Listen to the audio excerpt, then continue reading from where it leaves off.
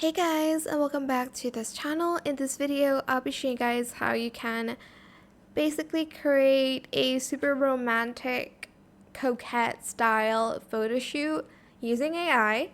I will put the prompt again in the description box down below as per usual. I just do these for fun. Honestly, I love doing these so much. I'm just going to I'm trying to load the picture. Hold on.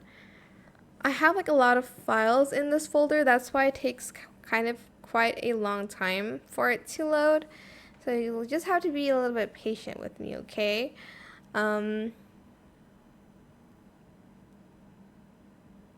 Okay, well, I'm just going to use this picture instead.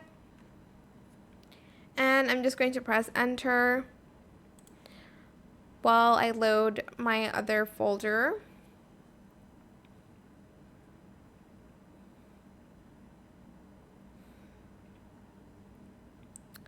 And this is what the image should look like at the end. Super cute, super romantic, coquette vibes. That is it for this video. I hope it was helpful for you guys. Don't forget to like, comment, share, and also subscribe to this channel if you haven't done that already. If you have any more questions about this video, just leave it in the comment section down below. I'll try my best to answer them all for you guys.